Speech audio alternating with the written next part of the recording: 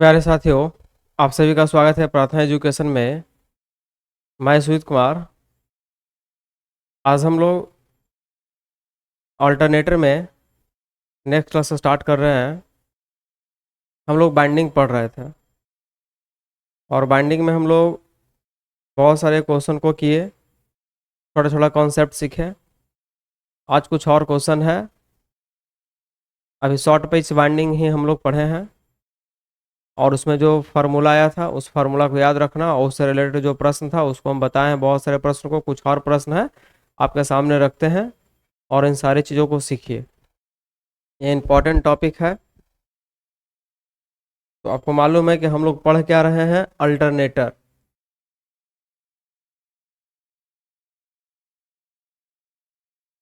Alternator या इसे क्या बोलते हैं? Synchronous generator.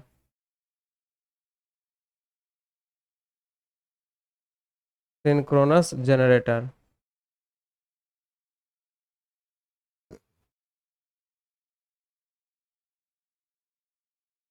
मतलब प्रत्यावर्तक।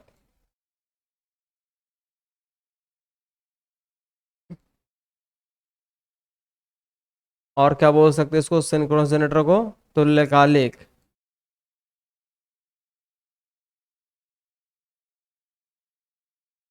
तुल्यकालिक जनित्र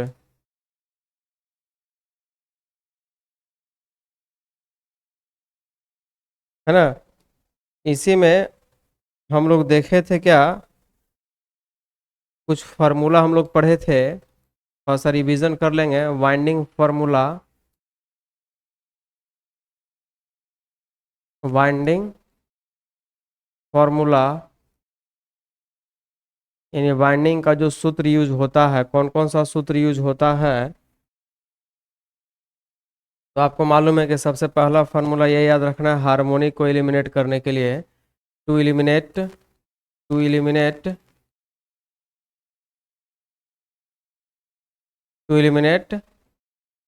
nth हार्मोनिक, है ना। To eliminate nth harmonic, the value of alpha and the value of beta. तो अल्फा का वैल्यू क्या होता है भाई? तो 180 डिग्री और डिवाइड बाई एन होता है। अच्छा, बीटा का वैल्यू क्या होता है? तो 180 degree into n-1 divide by n होता है ना। अल्फा को बोलते क्या है हम? तो अल्फा को बोला गया है, बीटा को बोला गया क्वाइल स्पैन। क्वाइल स्पैन है ना। बीटा को क्या बोला गया? Coil span. अल्फा को क्या बोला गया? Short pitch angle. Short pitch angle. Alpha क्या है? शॉर्ट पिच एंगल है। तो nth हार्मोनिक को एलिमिनेट करना है। nth की जगह पर आप थर्ड लिख सकते हो, फिफ्थ लिख सकते हो, सेवेंथ लिख सकते हो। तो ये फार्मूला यूज करके आप लोग काम करते हैं, है ना।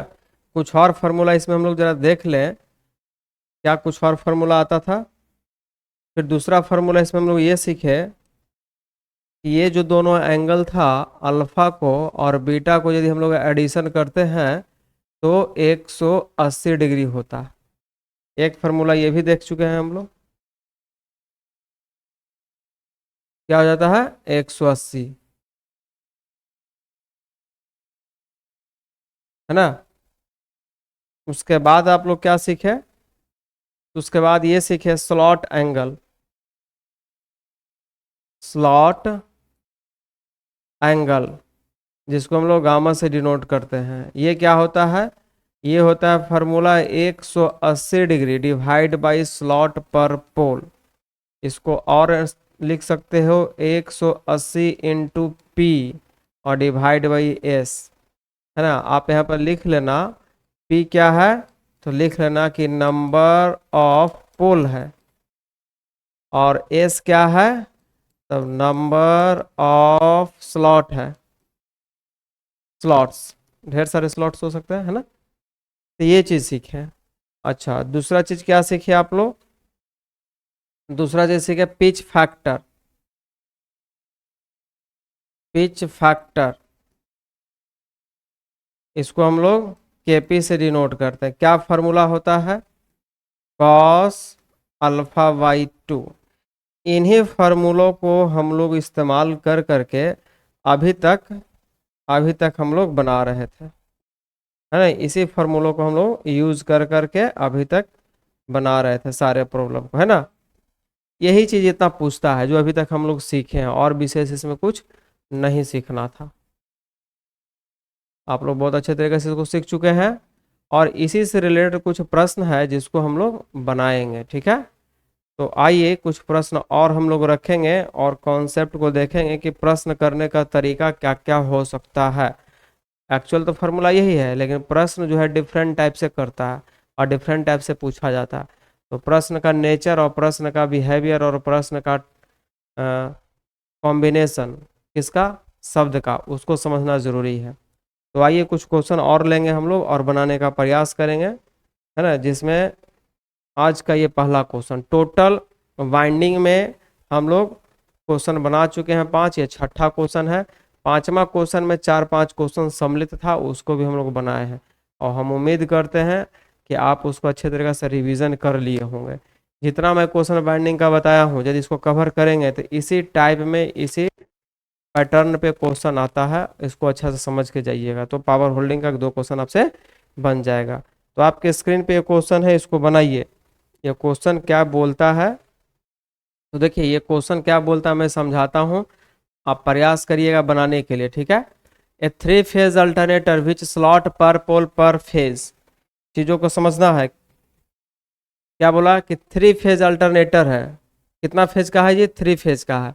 और क्या दिया गया है, स्लॉट पर पोल पर फेज कितना, 5 स्लॉट पर पोल पर फेज, है ना। क्या बोलता है, 3 फेज दे दिया कि 3 फेज का अल्टरनेटर है। आपको इसमें ये नहीं बोला कि कितना पोल का है और कितना स्लॉट का है, स्पष्ट बोल दिया कि स्लॉट पर पोल पर फेज की वैल्यू दी हुई है कितना, 5। Then the coil span is 12 slot, coil span कितना हो रहा है, तो 12 स्लॉट पिचेज, है ना। The coil span factor, coil span factor आपसे पूछ रहा है। तो बहुत ही अच्छा सवाल है, आपसे पूछा क्या गया, क्वाइल स्पैन फैक्टर क्या होगा, बताइए। क्वाइल स्पैन फैक्टर बोलो या पिच फैक्टर बोलो, एक ही बात है। केपी पूछ रहा है, केपी इज इक्वल टू होता है फॉर्मूला कॉस अल्फा बाई 2, यही आपको ज्ञात करना है। आया समझ में, यही आपको क्या करना है, ज्ञात करना है। कैसे करिएगा बताइए। जिसमें आपको क्या दे दिया है, स्लॉट पर पोल पर फेज, क्या दे दिया है जी, 5, और सिस्टम कैसा है, 3 फेज है। तब आपको बताना है क्वाइल स्पैन फैक्टर। तो बताइए। अच्छा, 12 स्लॉट दे दिया है, क्या दे दिया है, क्वाइल स्पैन, क्वाइल स्पैन भी दे दिया है। क्वाइल स्पैन किसको बोलते हैं, coil span that means beta, कितना दे दिया है, तो 12 स्लॉट, 12 स्लॉट पिचेस, ठीक है। तो बताइए क्या आएगा इसका पिच फैक्टर या क्वाइल स्पैन फैक्टर। केपी क्या है, तो केपी जो है pitch factor,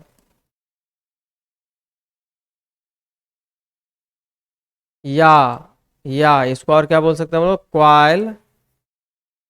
span coil span factor, coil span factor यही बोलते हैं। तो सारा आपके सामने हम डाटा रख दिए हैं, आप इसको कैलकुलेट करिए, मैं 1-2 मिनट का टाइम दूंगा, आप बनाने का प्रयास करिए, और क्या आंसर आता है अपने पास रखेंगे, फिर मैं इसको सोल्यूशन करूंगा। मिलाइएगा आप लोग, आता है सही कि नहीं। चलिए जल्दी, आपको टाइमिंग स्टार्ट हो गया, बनाइए।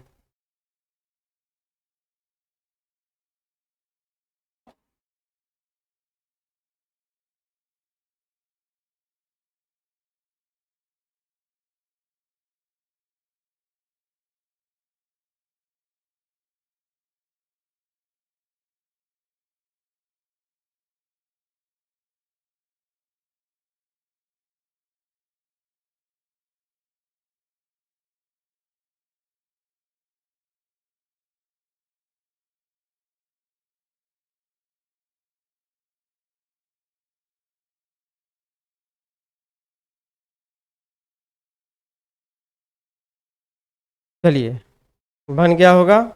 अब हम इसको बनाते हैं और देखते हैं कि आपसे टैली करता है या नहीं, है ना। तो देखिए कुछ दिया नहीं है, बस समझना है चीज़ों को। हमको देखो, हम यही जानना चाहेंगे इसमें कि हमको अल्फ़ा कैसे आ जाए, बस मेरा मेन उद्देश्य है कि अल्फ़ा आ जाना चाहिए। यहाँ पुट कर देंगे, आंसर निकल गया। बस सारा कंसंट्रेशन आपको रहना चाहिए अल्फ़ा निकालने के लिए, शॉर्ट पिच एंगल निकालने के लिए, कि शॉर्ट पिच एंगल कैसे निकाले, बस। और इसमें कुछ है ही नहीं है, ठीक है।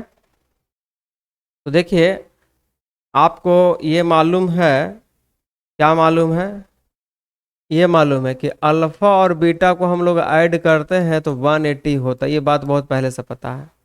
तो यहाँ पे अल्फा का वैल्यू निकालने के लिए हमको एंगल वाई 180 डिग्री में से बीटा को घटाना होगा, यानी बीटा जो है कॉइल स्पैन है। तो क्या बीटा का जो वैल्यू है, कॉइल स्पैन का जो वैल्यू, क्या एंगल के फॉर्म में दिया गया है? यदि एंगल के फॉर्म में दिया गया है तो तुरंत यहाँ रखना है, घटा करके आंसर हमको मिल जाएगा। लेकिन जब प्रश्न को देखते हैं तो हमको ये नजर आता है कि नहीं, बीटा का जो वैल्यू है, बीटा का जो वैल्यू है वो एंगल के फॉर्म में नहीं है। बीटा देख लो, कॉइल स्पैन जो है बीटा है, एंगल के फॉर्म में नहीं दिया, 12 स्लॉट दिया। क्वेश्चन के नेचर को पढ़ना और सॉल्यूशन के स्टेप को समझना है। तो ये क्या कर दिया, स्लॉट के फॉर्म में दिया है। तो स्लॉट के फॉर्म में दिया है तो उसको आप एंगल के रूप में कन्वर्ट करना सीखिए। एंगल के रूप में कन्वर्ट कर दिए, आपका प्रश्न बन गया। यही तो समस्या है इसमें। पिछले 4-5 क्वेश्चन जो भी हम लोग बनाए हैं, देखे हैं, तो उसमें यही चीज़ सीखे होंगे। तो इसमें करना कुछ नहीं है। करना क्या है, आप इसको समझ सकते हो कि 12 इंटू 1 स्लॉट लिखा हुआ है, और हम ये चाहेंगे कि एक स्लॉट में क्या एंगल हो रहा है वो पता कर ले। एक स्लॉट में क्या एंगल हो रहा है वो हम पता कर ले। यहाँ पर रख के कैलकुलेट करेंगे, बीटा का वैल्यू निकल जाएगा। और जब ये निकल गया, हमारा काम ही खत्म हो गया। बात समझ में आई? तो देखिए, अब हम निकालना चाहें कि एक स्लॉट में क्या एंगल होता है। तो आपको बताया गया था कि 1 स्लॉट एंगल, यानी कि जिसको बोलते हैं हम लोग स्लॉट एंगल, क्या बोलते हैं, स्लॉट एंगल। स्लॉट एंगल को ही हम लोग क्या बोलते हैं, गामा। ये कैसा एंगल है, तो एक स्लॉट के द्वारा बनाया गया कोण है। क्या होता है फॉर्मूला, 180 डिग्री और डिवाइड बाय स्लॉट पर पोल होता है। यही होता है मेन फार्मूला। यदि ये वाला बात समझ में आता है तो ठीक है, नहीं आता है तो बहुत सारे स्टूडेंट ऐसे भी लिख सकते हैं, P इंटू 180 डिग्री और डिवाइड बाई स्लॉट, है ना। तो अब बातों को समझेंगे। पोल का संख्या और स्लॉट का संख्या मालूम होना चाहिए। इस प्रश्न में पोल का संख्या नहीं मालूम है और ना ही हमको स्लॉट का संख्या मालूम। क्या मालूम है, तो प्रश्न स्पष्ट बोल दिया है, प्रश्न स्पष्ट बोल दिया है कि स्लॉट पर पोल पर फेज मालूम है। तो चीजों को समझिएगा। तो ये फार्मूला जो है ना, माइंड से हटा देना है तो एक ही बात है, ये पोल को ऊपर कर देना है, लेकिन लिखने का तरीका है, लिखने का लैंग्वेज है ना। तो इसमें देखिए, यदि हम स्लॉट पर पोल निकाल लें और यहाँ पुट कर दें तो स्लॉट एंगल निकल जाएगा नहीं। तो अब हमारा प्रश्न ये है कि स्लॉट पर पोल कैसे निकलेगा। तो जवाब में ये है, मेरी बातों को समझिएगा। कितना फेज का मशीन है, 3 फेज का है। ये लिखा गया कि स्लॉट का संख्या जो है प्रत्येक पोल प्रत्येक फेज पे 5 है। अब हमारे पास फेज की संख्या 3 है, तो यदि हम 3 से मल्टीप्लाई कर दें तो स्लॉट पर पोल निकल जाएगा 5 गुना 3। आया समझ में? 3 क्यों, क्योंकि 3 फेज की बात हो रही है, और 3 फेज से मल्टीप्लाई कर दिए हम उस डाटा में, तो हमको स्लॉट पर पोल मालूम हो गया। ये चीज़ नहीं आया वो समझ में, फिर से समझने का प्रयास करिएगा। स्लॉट पर पोल पर फेज की वैल्यू 5 है, स्लॉट पर पोल पर फेज की वैल्यू 5 है। हमारे पास 3 फेज है, 3 फेज के लिए निकालना चाहेंगे, समूचा के लिए निकालना चाहेंगे, है ना। तो फेज मतलब कि मल्टीप्लाई करना होगा 3 से। एक फेज के बारे में मालूम है आपको, 3 फेज के मालूम होने के लिए क्या करना पड़ेगा, 3 से मल्टीप्लाई करना पड़ेगा। तो वही काम कर दिए हैं, 3 से हम मल्टीप्लाई कर दिए हैं। तो जब 3 से मल्टीप्लाई किए हैं तो आ गया 15 और ये डाटा यहाँ पुट कर दो। क्या पुट करोगे? 180 डिग्री डिवाइड बाई 5 गुना 3, 3 6 18 है ना, और 12 5 60, यानी कट के आ गया कितना डिग्री? 12 डिग्री। कितना डिग्री? 12 डिग्री। बस कहानी बन गया आपका। स्लॉट एंगल आ गया 12 डिग्री। अब देखो जब स्लॉट एंगल 12 डिग्री आ गया तो यहाँ पे आ जाओ, है ना, क्या करेंगे? 12 को 12 से मल्टीप्लाई कर दो, अर्थात 144 डिग्री क्या हो गया? Coil span. और जब क्वाइल स्पैन 144 हो गया, है ना, तो क्या करिएगा? 180 डिग्री में से 144 डिग्री घटा दीजिएगा, तो बचेगा 6, तो 50 पहुंच गया ना जी। अब 50 30 80 हो गए 36 डिग्री। क्या हो गया? 36 डिग्री। तो जब 36 डिग्री आ गया, क्या आ गया? 36 डिग्री, 36 डिग्री आ गया अल्फा की वैल्यू, तब तो हमको आसान हो गया केपी निकालना, पिच फैक्टर या क्वाइल स्पैन फैक्टर निकालना। क्या हो जाएगा? कॉस अल्फा बाई 2 होता है फार्मूला। कॉस अल्फा का वैल्यू कितना? 36 और डिवाइड बाई 2 अर्थात 18 डिग्री। तो क्या आ गया? Cos 18 degree. और 18 डिग्री का वैल्यू निकाल लो, है ना। आप बोलोगे सर 18 डिग्री का वैल्यू नहीं जानते हैं, कैसे बनाएंगे? तो हम बताना चाहेंगे ये आपको कि ये ऑप्शन के रूप में आएगा, 4 ऑप्शन जरूर रहेगा। तो ये देखिएगा कि ये जो नज़दीक जा रहा है ना, ये नज़दीक जा रहा है, किसके नज़दीक जा रहा है? तो धीरे धीरे ये एक की ओर मतलब जीरो की ओर जा रहा है, तो जीरो की ओर जाएगा, वैल्यू बढ़ता जाएगा, है ना। तो ये जो वैल्यू आएगा, ये 0.30 डिग्री होता है तो 86 होता है ना, तो 30 से बहुत कम है ना, ये 9 के आसपास ही जाएगा, 923 हो सकता है। एग्जैक्ट क्या है? एग्जैक्ट है इसका वैल्यू 9.5, सॉरी, एग्जैक्ट वैल्यू इसका ये है 0.952। बात समझ में आई? तो हम उम्मीद करते हैं कि आपको यह स्टेप और आपको यह तरीका समझ में आ गया होगा।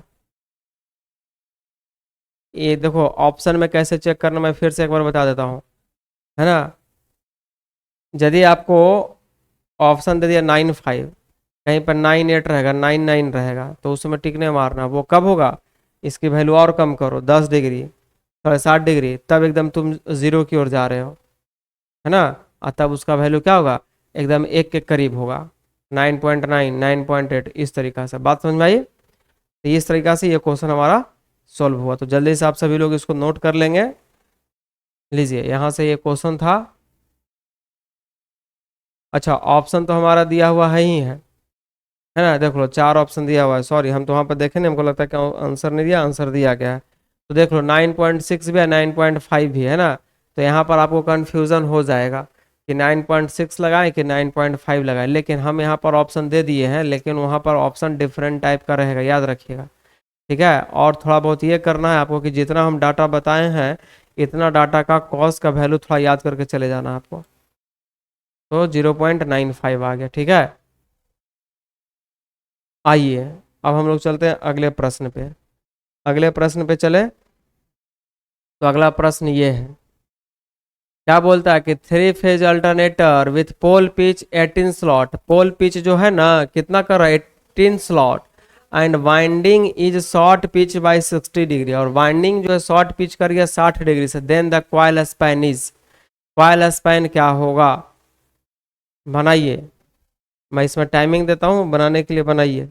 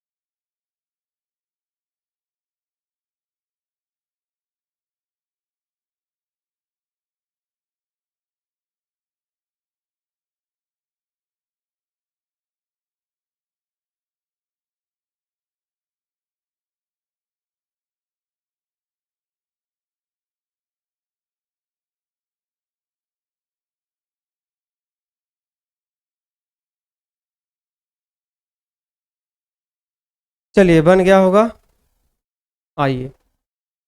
नहीं बना होगा यहाँ ध्यान देंगे, ठीक है, और जिनसे बन गया होगा उनका बहुत अच्छा है।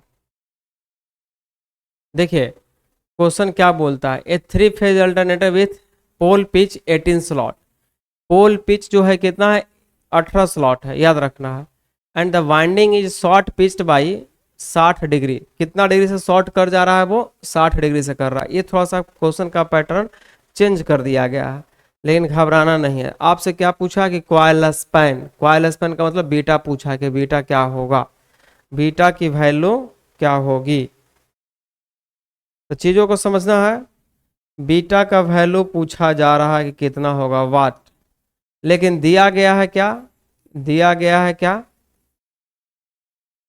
पोल पिच, पोल पिच,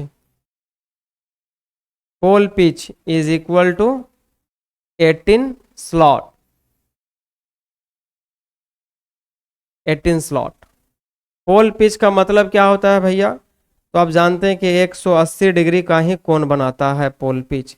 अच्छा आप बोलेंगे कि डिग्री में क्यों लिख दिए सर, तो डिग्री में लिखने से प्रश्न आसान बन जाएगा और रिजल्ट तक जल्दी पहुंच जाएंगे, है ना। देखो यहाँ पर दे दिया पिच फैक्टर भी दे दिया 60 डिग्री के आसपास, तो देखिए बहुत आसान हो जाएगा। 18 स्लॉट, 18 स्लॉट्स। तो आप बताइए कि यदि इसको इससे काट दें तो 10 बचेगा। तो यहाँ पर यह प्रश्न निकल के आ गया कि एक स्लॉट जो है, एक स्लॉट जो है, एक स्लॉट जो है 10 डिग्री का कोण बनाया।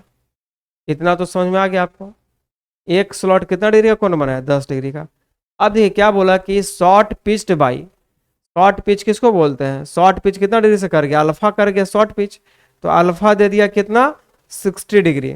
मेरी बातों को समझना है कैसे क्वेश्चन बनता है ना। अल्फा क्या है, तो अल्फा कुछ नहीं है, ये शॉर्ट पिच एंगल है, तो एंगल का फॉर्म में दे दिया कि 60 डिग्री का कोण बन गया। बातें समझ में आ रही है। अब आइए, अब देखिए कि एक स्लॉट जो है 10 डिग्री का कोण बना रहा है, यहां पर दे दिया है 60 डिग्री, तो आप इसको लिख सकते हैं 6 गुना 10 डिग्री। बताओ,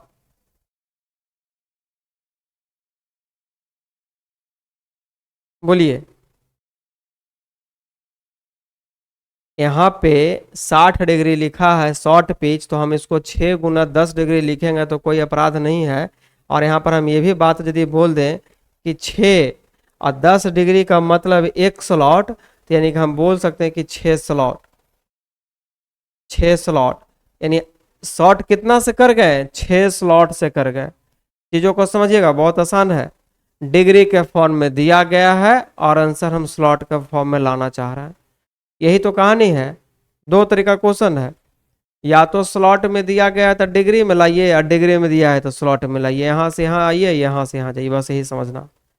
उस समय से हमारा उद्देश्य होता था क्या चीज, पिच फैक्टर निकालना है, जल्दी से अल्फा का एंगल निकालो।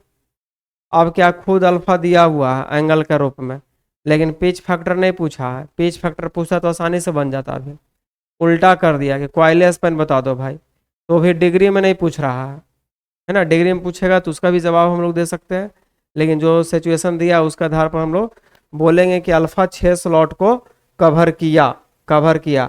तो टोटल स्लॉट का संख्या कितना है, पोल पिच का मतलब 180 डिग्री है ना, टोटल स्लॉट 18 गो है, 18 गो में 12 गो अल्फा कवर कर लिया, तो बीटा कै गो कवर करेगा, तो बीटा जो है 18 में से 6 घटा देंगे, 12 स्लॉट कवर करेगा।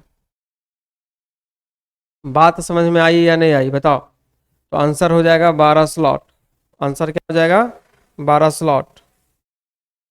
बीटा निकालने के लिए क्या करेंगे, 18 स्लॉट में से 6 स्लॉट को घटा देना है। आया समझ में, नहीं आया समझ में क्या। जैसे देखिए इसमें कुछ है नहीं, स्लॉट के फॉर्म में निकालना, मेरी बात को समझिए। एक्चुअली हम लोग क्या जाने कि alpha plus beta is equal to 180, ये डिग्री के फॉर्म में ना लिखे है ना, यानी कि अल्फा भी डिग्री में और बीटा भी डिग्री में। लेकिन अब हम स्लॉट के फॉर्म में लिखना चाहेंगे, अल्फा को स्लॉट के फॉर्म में और बीटा को भी स्लॉट के फॉर्म में, तो यहाँ पर ये स्लॉट के फॉर्म में होना चाहिए।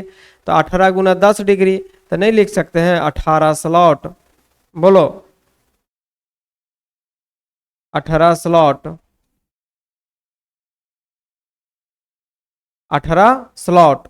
आप देखो भैया हमको बीटा निकालना है तो क्या करोगे भाई लोग, 18 स्लॉट में से 18 स्लॉट में से अल्फा का घटा देना है वैल्यू। अल्फा कितना स्लॉट लाए हो, 6 स्लॉट लाए हो, तो यहाँ पर काम कर दो 18 स्लॉट अब माइनस 6 स्लॉट, तो क्या हो जाएगा घट करके 12 स्लॉट।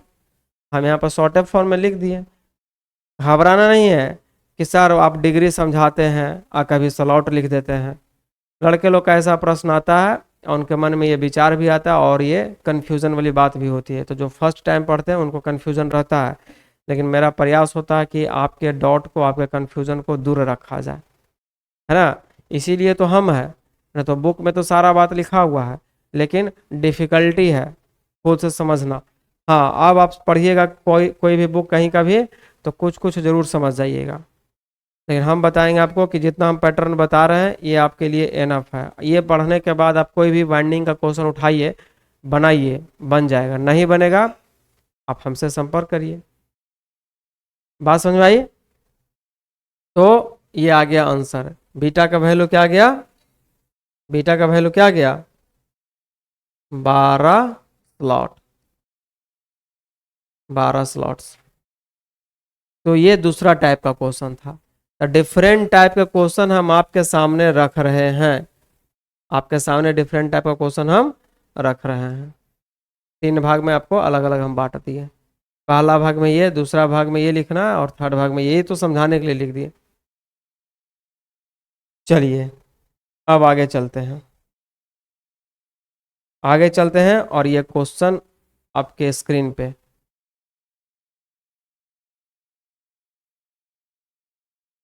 देखिए अब आगे टाइप का क्वेश्चन, क्या क्वेश्चन बोलता है, अ synchronous machine has full pitch coil having coil span of 12 slot.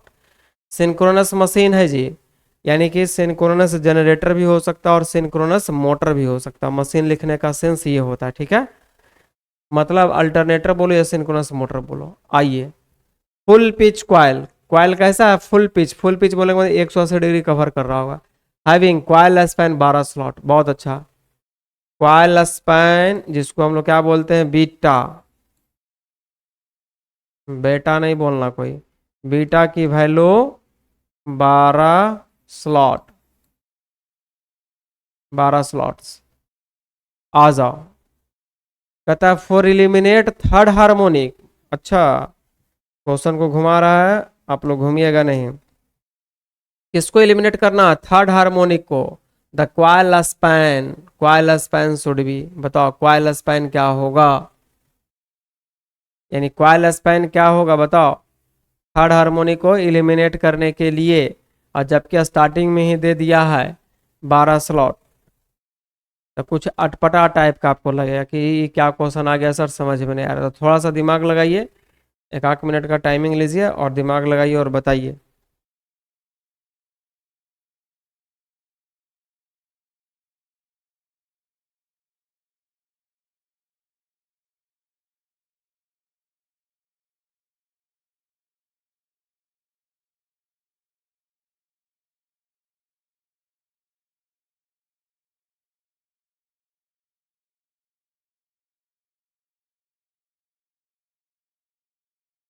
चलिए हम आपको टाइमिंग भी देते हैं और स्क्रीन के सामने से हम साइड भी हो जाते हैं, ताकि आप प्रश्न को अच्छे तरीके से लिख पाएँ और बना पाइए, ठीक है।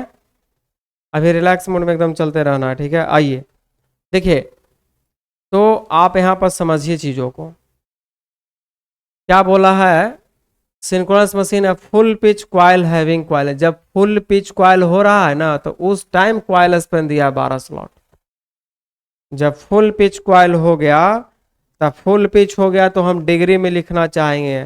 तो जैसा ही हमको मालूम है कि full pitch, full pitch, full pitch का मतलब डिग्री में लिखेंगे तो 180 डिग्री। इसका मतलब क्या हो गया कि 180 डिग्री बराबर 12 स्लॉट।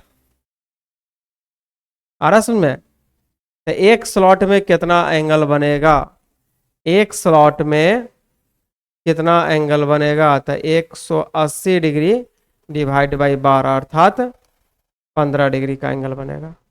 यहाँ तक समझ में आया सभी को? कितना डिग्री का एंगल बन गया? 15 डिग्री का बन गया। अब आपको बहुत पहले पढ़ाए हैं और बताए भी हैं, ध्यान से देखिएगा। एक स्लॉट में 15 डिग्री का एंगल बन गया। अब हमको क्या बताना है? थर्ड हार्मोनिक को एलिमिनेट करने के लिए कॉइल स्पैन कितना होगा ये बताना। तो बताइए कि अभी जस्ट लिखे कि nth हार्मोनिक को एलिमिनेट करने के लिए कॉइल स्पैन का फॉर्मूला क्या होता है? अभी जस्ट बताएं आपको।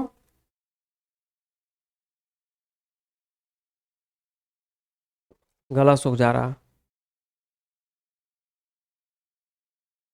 आइए तो देखिए, अभी जस्ट हम लोग देखे हैं कि बीटा का जो वैल्यू होता है 180 degree into n-1 divide by n होता है कि नहीं होता?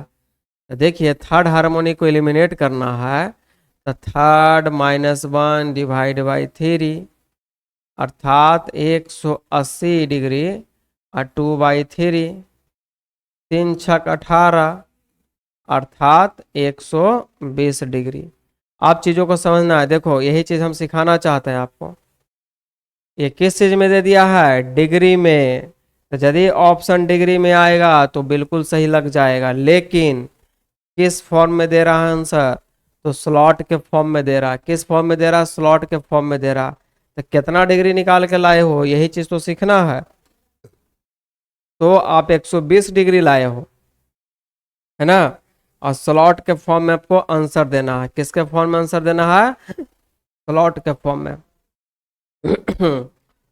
बताओ, 15 डिग्री जब बनता है ना तो एक स्लॉट को कवर करता है। चीजों को समझना। 15 डिग्री में एक स्लॉट को कवर कर रहा है। तो आपके पास कितना डिग्री आ गया है? 120 डिग्री आ गया है। कितना डिग्री आ गया है? 120 डिग्री। तो कितना स्लॉट को ये बीटा कवर करेगा? तो क्या करिएगा, चुकी वाला हिसाब जानते हो ना जी, वैसे बना देना है कि 15 डिग्री में एक स्लॉट, इसीलिए 1 डिग्री में 1/15 स्लॉट, इसीलिए कितना डिग्री आपके पास है? 120 डिग्री है जी। तो 120 डिग्री में क्या करोगे? 120 से मल्टीप्लाई कर दो, ये स्लॉट निकल जाएगा। यानी कितना आएगा? 12, अर्थात 12 स्लॉट कवर करेगा कौन? बीटा। 12, 15 × 12 180 होता है। अच्छा, 120 है ना जी। अच्छा अच्छा, होता तो गलती हम काट दिए, हमको लगा कि 180 है। काटिए ठीक से। सही नहीं कटा है, रुक जाइए, मिस्टेक हो गया है। 1 मिनट 1 मिनट। 1/15 है और गुना 120 है ना? 3 से काटिए। 3×5 = 15, 3×4 = 12, यही है ना?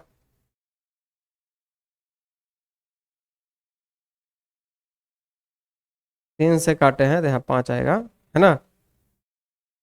ठीक है। और यहाँ से 8×5 = 40, यानी कि कितना स्लॉट आ गया? 8 स्लॉट आया। 8 स्लॉट। ऐसे भी 15 से होता है। डायरेक्ट समझो ना कि उसको 15 से भागा दे देना है तो क्या आ जाएगा? 8 स्लॉट। देखो, ये डिग्री के फॉर्म में यदि जवाब देगा तो सही है 120 डिग्री, लेकिन बीटा को हम लोग स्लॉट के फॉर्म में जवाब देंगे तो 8 स्लॉट। कितना स्लॉट? 8 स्लॉट। देखो, 8 गुना एक स्लॉट लिखना है, और एक स्लॉट में जान रहे हैं 15 डिग्री कौन बन गया, तो 15×8 = 20 से, यानी 8 स्लॉट। क्या जवाब आया हमारा? 8 स्लॉट। देखो, 8 स्लॉट किधर है? कॉइल स्पैन कितना हो जाएगा? 8 स्लॉट। तो देखो, ऑप्शन बी में है। बातें समझ में आ रही है आपको? तो ऐसे बनता है प्रॉब्लम। किस टाइप से दिया गया है और कैसे बनाएंगे, कैसे घुमा के दिया गया, कैसे उस क्वेश्चन को हम लोग पकड़ेंगे, बहुत इंपॉर्टेंट है। कितना अच्छा है। आपको देखो, हम हमेशा सिखाए हैं कि कॉइल स्पैन का वैल्यू क्या होगा डिग्री में? तो 180 degree into n-1 divide by n। Harmonic eliminate करने के लिए थर्ड हार्मोनिक की बात किया, तो वहां से आप निकाल के लिए 120 डिग्री, लेकिन 120 में जवाब नहीं देना है, स्लॉट में पूछा है। थर्ड हार्मोनिक इल्यूमिनेट करने के लिए स्लॉट का संख्या बताइए, है ना?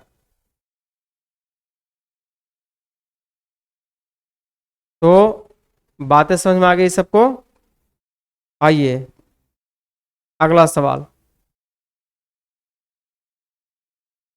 सीख रहे हैं ना बाइंडिंग का क्वेश्चन, कैसे बाइंडिंग क्वेश्चन बनता है सीख लीजिए। देखिए द पिच फैक्टर, या इसी को हम लोग क्या बोलते हैं, coil span factor of a 6 pole 3 phase alternator having 54 slots and coil span of 6 slot is. देखो इस क्वेश्चन को भी बनाओ, पिच फैक्टर ऑफ 6 पोल, देखो पिच फैक्टर या फिर इसको क्या बोला गया, कॉइल स्पैन फैक्टर, एक ही बात है, बार बार बोलते हैं। Of 6 pole 3 phase alternator having 54 slot and coil span इतना इज क्या होगा, मतलब आपसे पूछा गया पिच फैक्टर क्या होगा, पिच फैक्टर क्या होगा, पिच फैक्टर क्या होगा, केपी का वैल्यू का क्या आंसर आएगा वो बता दो, है ना। अब इसमें स्पष्ट दे दिया पोल, पोल पोल का संख्या 6 है और हमारा 3 फेज अल्टरनेटर है और स्लॉट का संख्या, स्लॉट का संख्या 54 है, ठीक है 54 है। कॉइल स्पैन 6 स्लॉट है, यानी बीटा का जो वैल्यू है 6 स्लॉट को कवर कर रहा है ना। तो आप बताइए कि क्या बनेगा, ये तो बहुत सवाल सिंपल आ गया जी, ये सवाल बहुत सिंपल आ गया, बनाइए।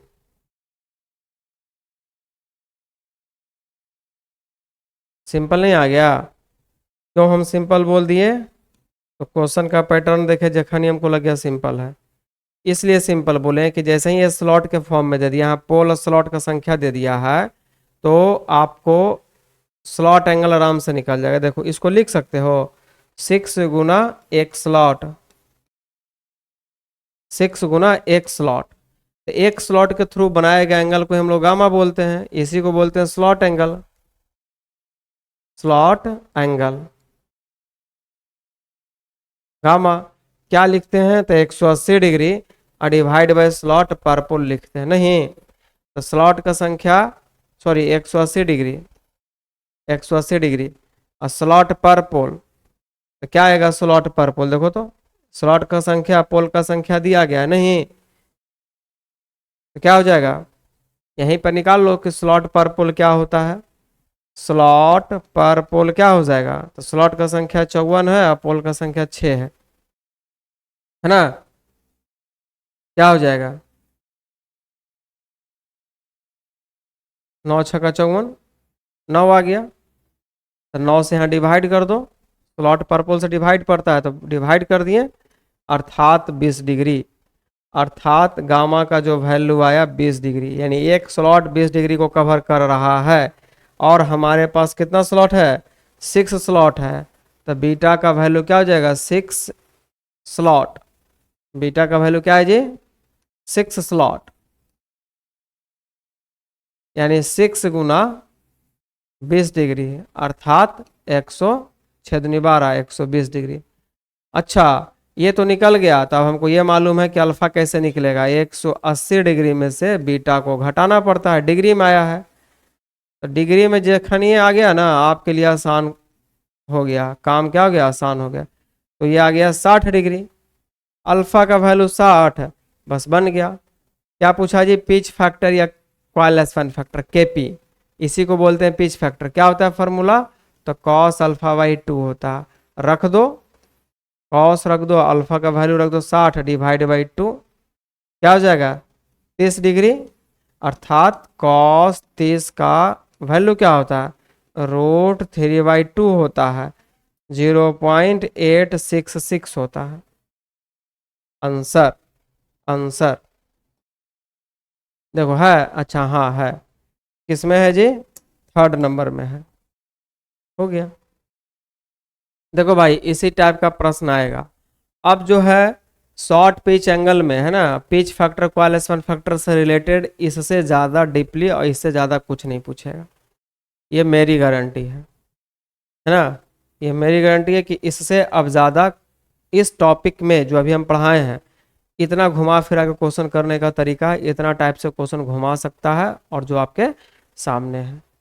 अब जो है डिस्ट्रीब्यूशन फैक्टर हमको देखना है ना, डिस्ट्रीब्यूशन पढ़ने के लिए हमको कॉन्सेंट्रेशन वाइंडिंग के पास जाना होगा, है ना, कॉन्सेंट्रेटेड वाइंडिंग और डिस्ट्रीब्यूटेड वाइंडिंग दोनों का फिर रेशियो लेंगे तो डिस्ट्रीब्यूशन फैक्टर निकलेगा, और तब उससे फिर आगे का क्वेश्चन हम लोग करेंगे, ठीक है, बातें समझ में आ रही है।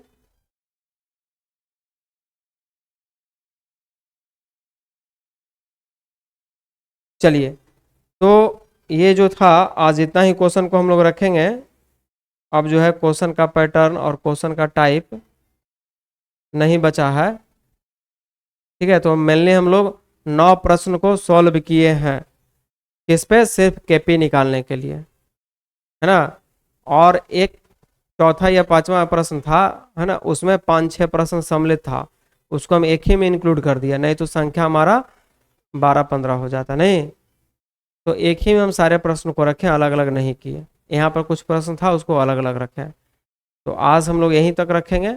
अगले क्लास में जब आएंगे तो आगे थ्योरी देखेंगे हम कॉन्सेंट्रेशन बाइंडिंग का, कॉन्सेंट्रेटेड बाइंडिंग का, और उसमें फिर डिस्ट्रीब्यूटेड बाइंडिंग का कॉन्सेप्ट सीखेंगे, और बाइंडिंग का थोड़ा सा और टर्म है, फिर उससे रिलेटेड प्रश्न बनाएंगे। और फिर ईएमएफ का इक्वेशन देखेंगे हम लोग कि ऑल्टरनेटर में ईएमएफ इक्वेशन क्या होता है, और उस इक्वेशन में ये दोनों चीज सम्मिलित होता है। अभी जो केपी देख रहे हैं, एक आएगा केडी, है ना, और केपी केडी को मिलाकर के हम लोग बोलते हैं वाइंडिंग फैक्टर। ये दोनों ईएमएफ इक्वेशन में सम्मिलित होता है। और ईएमएफ इक्वेशन कुछ हार्ड नहीं है, आप ट्रांसफार्मर का इक्वेशन देख लिए, आप 3 फेज इंडक्शन मोटर का देख लिए, वही इक्वेशन यहाँ पर भी चल जाएगा।